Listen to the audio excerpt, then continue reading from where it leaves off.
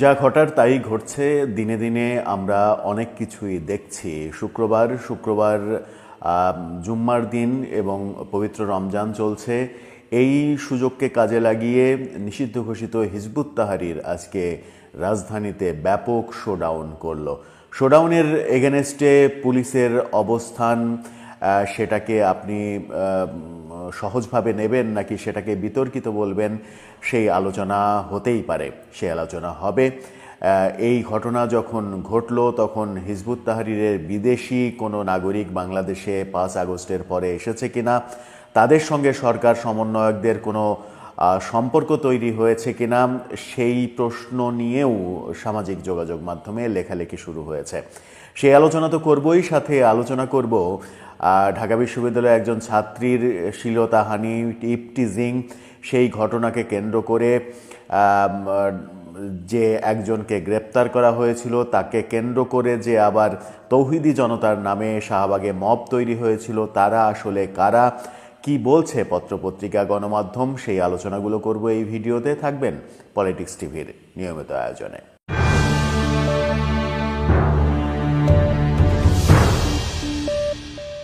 দর্শক, পলিটিক্স টিভির নিয়মিত ভিডিওগুলো এখন থেকে স্পন্সর করছে প্রজাপতি.tv ওটিটি প্ল্যাটফর্ম। নতুন এই ওটিটি প্ল্যাটফর্ম আপনারা দেখতে পারেন আপাতত ফেসবুক, ইউটিউব, ইনস্টাগ্রাম, টিকটকে। ওটিটিতে শীঘ্রই আসছে। চলে যাই মূল ভিডিওতে।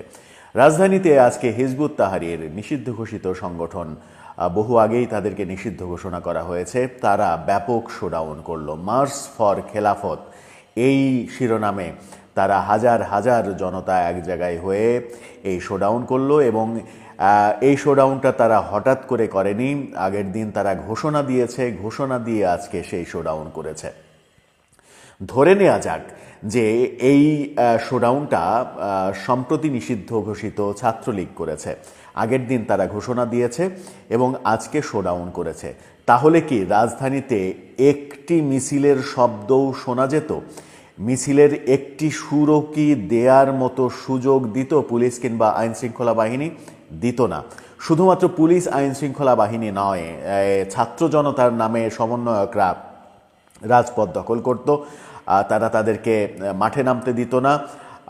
পুলিশ অ্যাগ্রেসিভ হতো, সেনাবাহিনী ঘিরে রাখত, সরকার নানা ধরনের হাম্বিতাম্বি করত।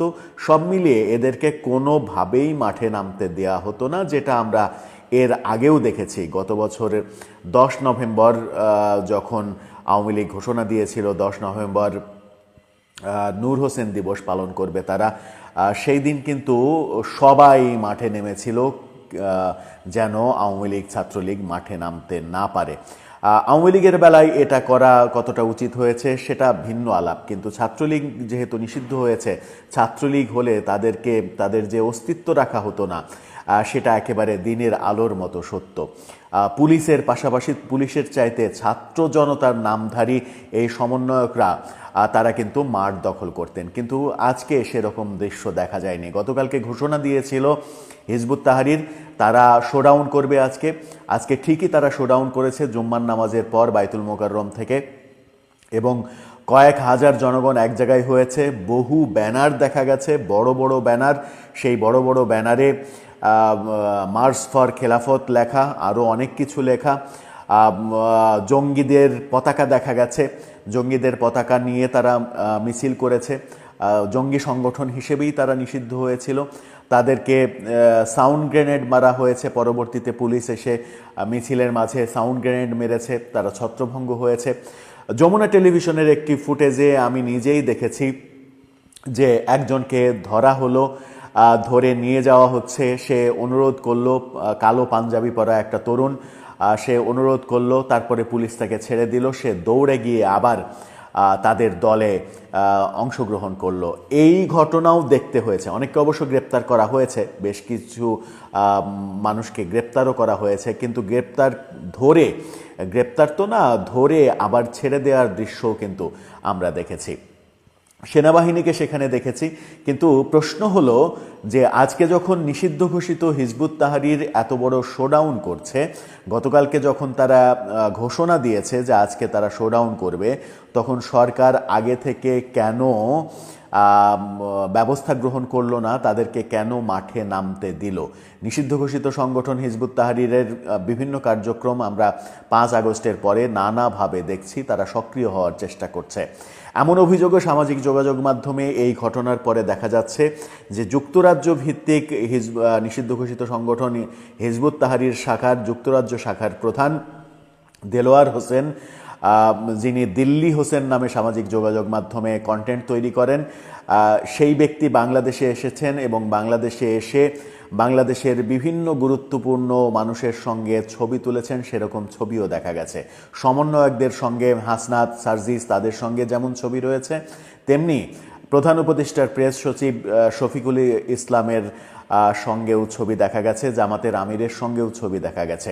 এরকম লেখালেখিও সামাজিক যোগাযোগ মাধ্যমে দেখা যাচ্ছে যে যুক্তরাজ্য থেকে এই দিল্লি হোসেন বাংলাদেশে এসে হিজবুত তাহরীরকে সংগঠিত করার চেষ্টা করছে এবং সেই কাজটা সে যে করতে পেরেছে তার শোডাউন আজকে দেখা গেল। এই ঘটনা, যেটা আগেও বললাম যে এই ঘটনা যদি ছাত্রলীগ ঘটাতো, আগের দিন ঘোষণা দিয়ে আজকে যদি মাঠে নামার চেষ্টা করা হতো, তাহলে আজকে ঢাকার অবস্থা কি হতো?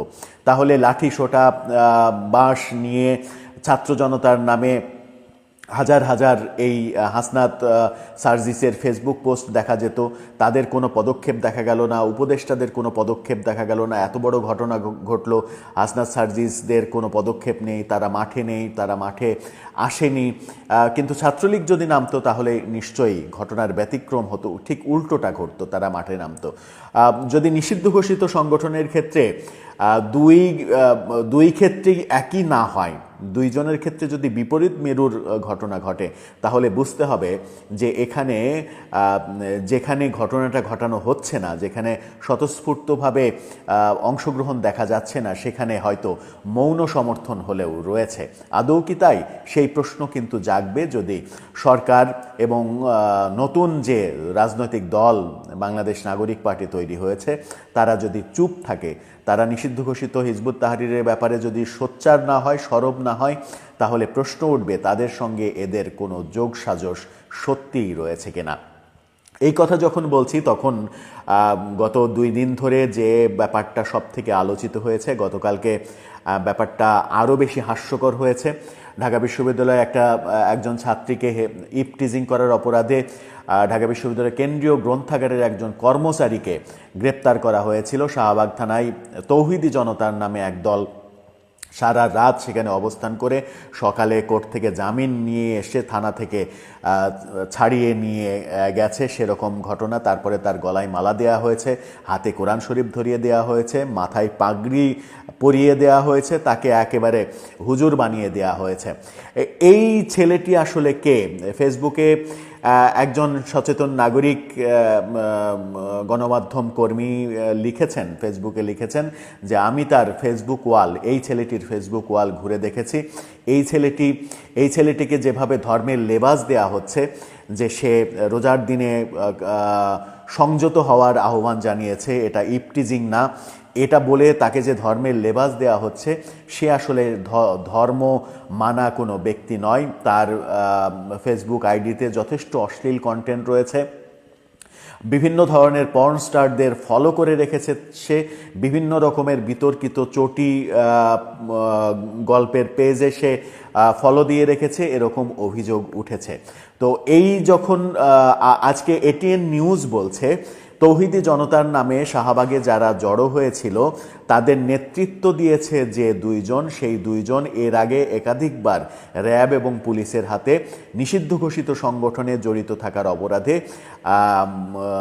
গ্রেপ্তার হয়েছিলেন এবং তারা সামাজিক যোগাযোগ মাধ্যমে বিভিন্ন রকমের রগরগে কন্টেন্ট, খুন করা হবে, কতল করা হবে, এরকম কন্টেন্ট ছেড়ে প্রকাশ্যে মৃত্যু পরোয়ানা জারি করার কন্টেন্ট ছাড়তে অভ্যস্ত। এইরকম জঙ্গি ভাবাপন্ন মানুষগুলোই নাকি সেখানে জড়ো হয়েছিল, এটিএন নিউজ সেই তথ্য দিচ্ছে। যদি সেই তথ্য সত্য হয় তাহলে আমাদের জন্য সেটা ভয়াবহ ব্যাপার যে আমরা কোন দিকে এগোচ্ছি, ধর্মের নামে কাকে পাগড়ি পরিয়ে দিচ্ছি, কার হাতে কোরআন শরীফ তুলে দিচ্ছি, কোরআন তুলে দেওয়ার আগে একবারও ভাবছি কিনা যে সেই ছেলেটির অজু আছে কিনা। ধর্মের নামে আমরা অনেকেই অধর্ম যে করছি আমাদের সমাজে অবলীলায়, সেটা আজকে নানাভাবে লেখালেখি হচ্ছে সামাজিক যোগাযোগ মাধ্যমে। দর্শক, আপনার কি মনে হয়?